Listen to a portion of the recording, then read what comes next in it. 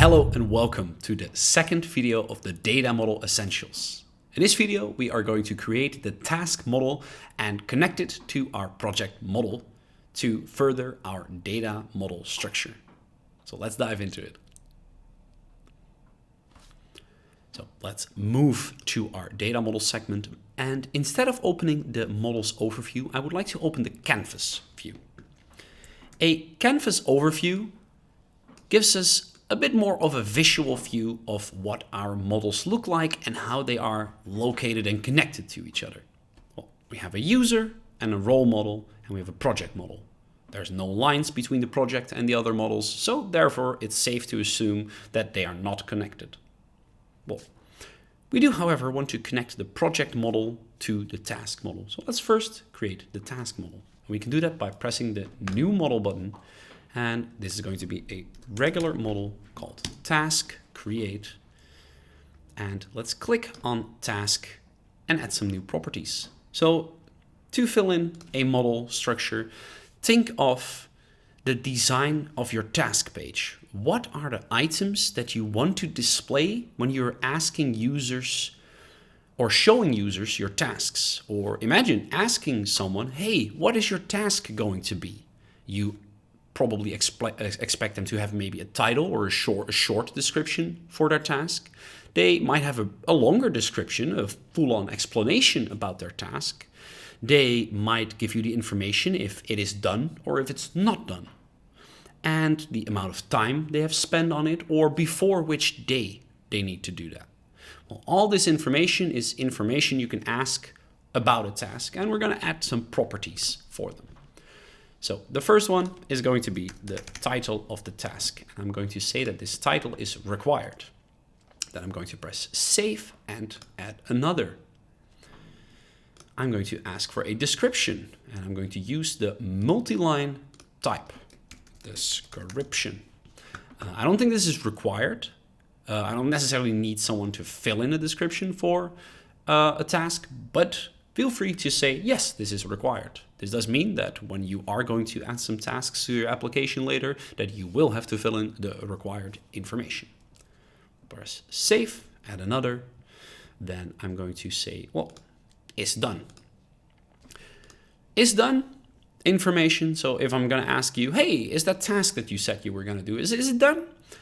The answer to that question can only be two things. Either yes or no. It could be maybe, or no. Simply put, it is either a yes or no. And that's also the logic that we want to use when building and when picking our types. So we can say something like, well, it can be a date, it can be a number, it could be a yes or no written down in a multi-line, but someone, when filling in a single line of text, can still say, maybe. The only type that doesn't lie to us is the checkbox, because a checkbox is either checked or it isn't checked. It's true or false. It's yes or no. So the name of this checkbox is going to be is done, and I'm going to set it to default unchecked, so that when we are going to ask a user, hey, this task, is it done? They can either check the checkbox or they can not check the checkbox. Press save, add another. And I would like to add some time spent. I'm going to ask you, hey, how long did you take to finish that task? What type would you use? I'm first going to let you scroll through the type yourself to the types. Maybe you figure out like, ooh, this is a good one to use. Well, you could say date. Yeah, it took me 50 days, but a date usually doesn't write down like that. It's usually like, oh, the 18th of August, the 20th of September, etc. We have minutes. Minutes could be a useful way. A number, I could say like 1. It was a 1. A 1 what? Was it a 1 hour, a 1 day, a 1 year? It was a 1. Now we do want to make sure that people know and that the application knows that we're talking about time here. So scrolling all the way to the bottom, luckily there is a time type, and I'm going to call this time spent. Again, quick reminder, models and properties, you always want to write with the first letter should be a capital T, task for a data model. Created at, description, is done time spent. The reason we do this is, again, it's simply because it's nice, it looks the same everywhere, and it's just a bit of, well, decency in structuring and naming your application segments and items. Default value, well, we could set a static value, but we never know how long users are working on their tasks, how long I would be cleaning my bathroom. I don't want to be judged for the task of cleaning my house. It might take a little longer from time to time, and that's okay. Format, it currently says hours and minutes. I think that doesn't matter which time zone you're in. An hour and a minute should be the same everywhere, so I'm going to leave it exactly like that.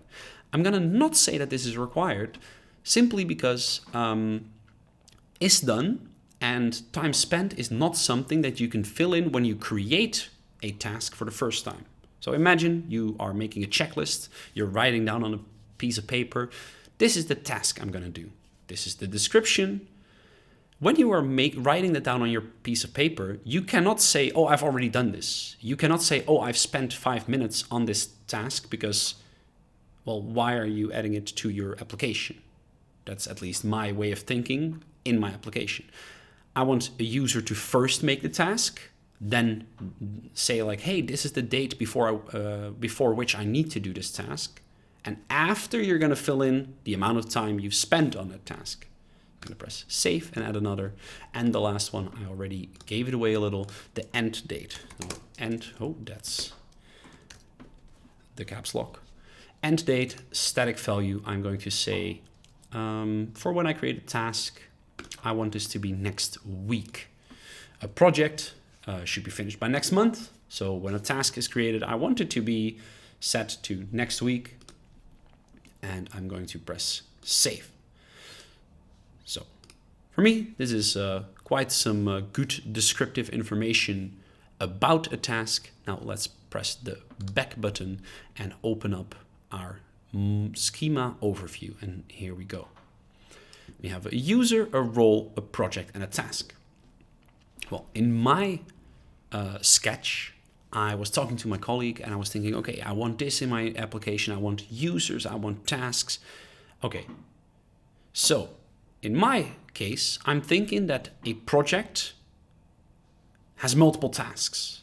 A project could be building your first application. Well, step by step, you first want to design, you want to sketch, you want to make your data model, you want to make your things. Those are multiple tasks. One task, let's say design, cannot belong to multiple projects because design your homepage with a very specific description. Think of your homepage for a project management application. That task will not belong to any other project. So we can think about that when creating a relation. Well, how can we create a relation? We can hover over our models. I'm going to hover over the project model and click on the arrow next to the project model and drag it to my task. And this is how we can set a relation. And the importance of knowing how you want to use the relations is important because of the relation types. Do many projects belong to one task? Does one project have many tasks, or do many projects and many tasks belong to each other? In my way of thinking, one project, so each time I can create one project, that one project can have many tasks. You can also see in the neatly styled relation, one project can have many tasks. You can see the lines at the end of the relation. And in my sketch, I also envision that a user can have many projects. So I'm going to go to my user, I'm going to drag it to project, and I can say one user has many projects. If you see this the other way around, it might be because you dragged the arrow from project to user. That will only change the way it's phrased. Don't be afraid. Many projects belong to one user. You just have to rephrase the phrase in your mind. So many projects belong to one user. That is correct. One user can have many projects. So each user in my application can be the project lead of multiple projects, and those multiple projects can each individually have multiple tasks. That is the beginning of our data model structure. This is what we need to make sure that we save the corresponding information in our application, that it is structured in each object's model appropriately, that we say, hey, we always want a title when you make a project. We always want a task when you create a title, when you create a task. Now we're going to dive into the next part and actually creating some projects in our front end. And we are going to make a new page for that, but we are going to do that in the next course, the Page Builder course. Feel free to dive into the assignment for this course. That is going to be creating your own company model and connecting it where you think it needs to be connected. And see you in the next course.